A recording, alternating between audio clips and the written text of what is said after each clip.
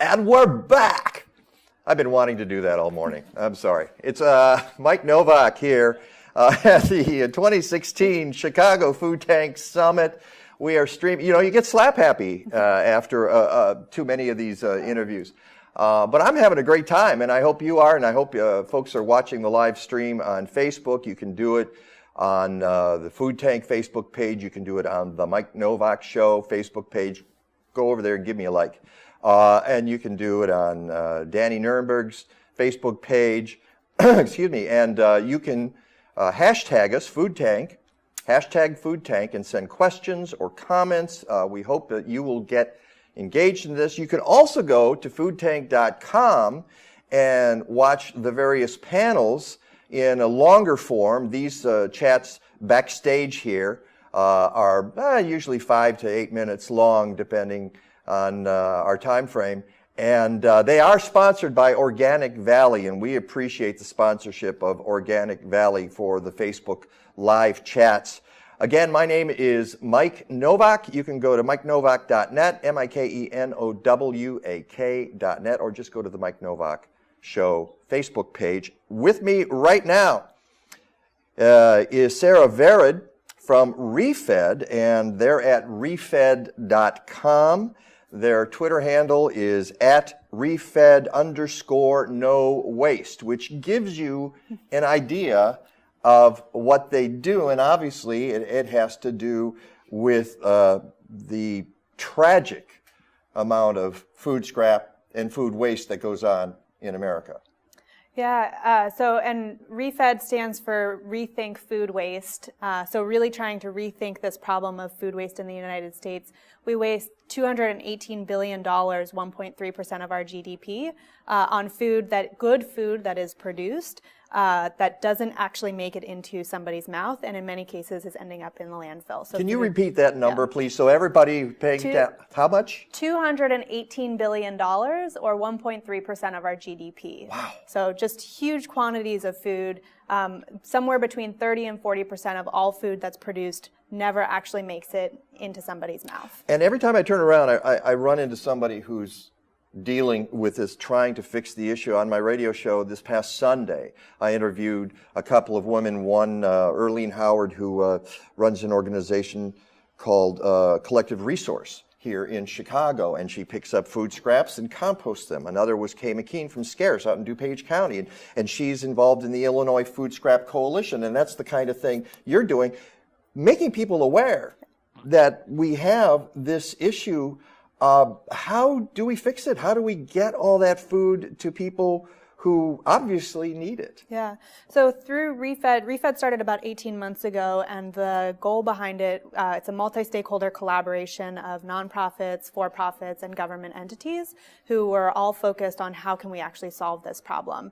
A lot of the resources and research to date had been done on the problem, the scale, the scope, the size, the environmental impacts, the social impacts, and a lot less focus had been on the solutions. So what can we actually be doing to fix this problem, and what's needed to scale those solutions? Well, you have to identify the problem first, right? Identify the problem first, and then you look at how do we actually solve this problem. So through ReFed, we developed a data-driven guide that looked at 27 different solutions to prevent food waste. So that's making sure that that waste never even happens in the first place, looking at things like standardizing those pesky date labels, how you use by, best before. Okay, right there, going to those date labels, to some extent, they're really guidelines, aren't they? They're not like hard and and I'll give you my example is a guy who's also been on my show, Rob Greenfield, who is the dude making a difference, and he has gone around the country living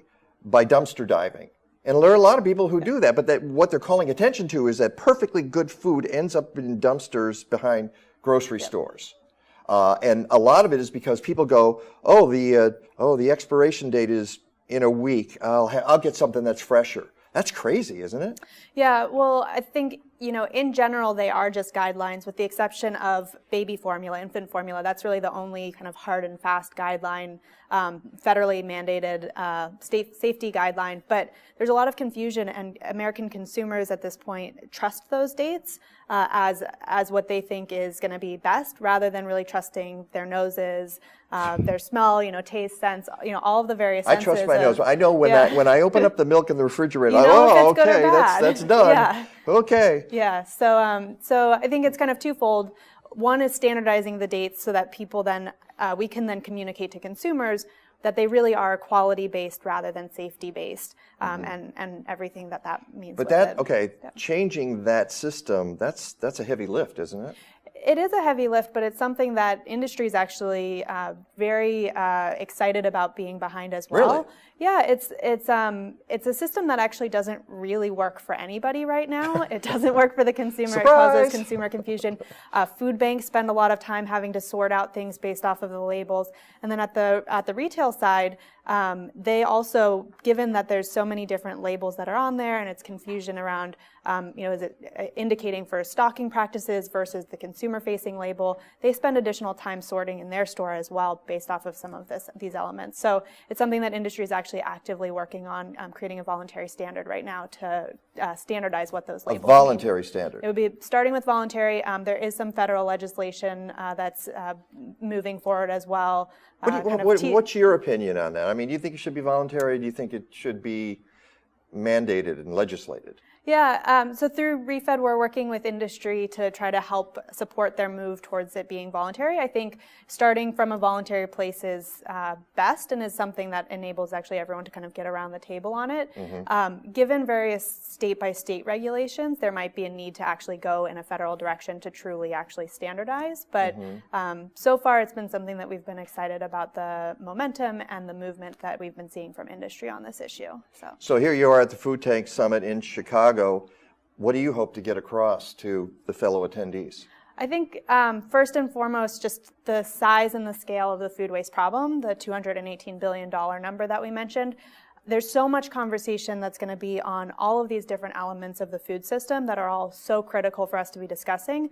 But until we address the fact that we are wasting up to 40% of our food, all of the time and effort we spend on increasing organics, on making our livestock more sustainable, all of these other issue areas, actually we're having to go kind of 2 times further than we would if we were actually just reducing our waste. So I think that's kind of first and foremost, that this is really a root cause, a root issue of our sustainable food system.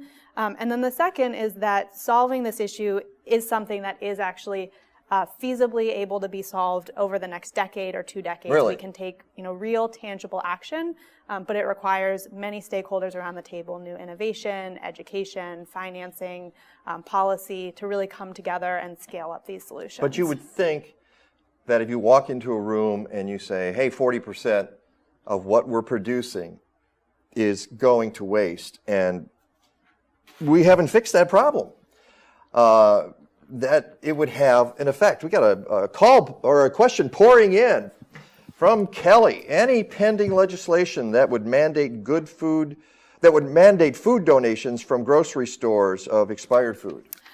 So there is a Food Recovery Act that is currently pending. I am not sure if it actually mandates that food recovery is a component of it, but in general, there's a lot of talk around how are we increasing tax incentives for donations, and how are we actually creating the system so that there is a much stronger push. And at this point today, actually, of the kind of 8 largest retailers in the country, 7 of the 8 actually have programs specifically around food donation. So it is something that is pretty prevalent here in the United States. You're a popular gal. We've got another question here. How do we set citywide food composting? Now, you're from the Bay Area in California, and you guys are like the gold standard for recycling and composting. I mean, you've got 3 bins. In Chicago, we've got 2. And it's really hard in Chicago. Believe me, I was president of the Chicago Recycling Coalition for 6 years. we can barely get the city to pick up yard waste, let alone food scraps. Yeah. So how do you get a city involved in this? Yeah, I mean, we've seen a ton of excitement from cities, both on the coasts and places that you might expect, like San Francisco, San Diego, and Northeast as well. But then also across the country, areas in Pennsylvania, Ohio, Idaho, saying how can we be getting engaged and involved in this?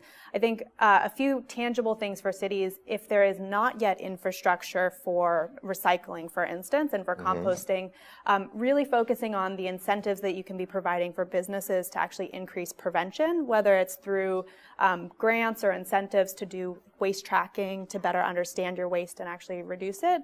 And then also actually helping to support food recovery, which is an easier kind of lighter lift infrastructure, while putting in plans in place for composting infrastructure down the line. Well, that's a lot to do in a short time, especially get it out in a short interview on Facebook. But I appreciate it to get the conversation rolling. That's Sarah Vared from ReFed.com. You can go on their Twitter page to ReFed_no waste.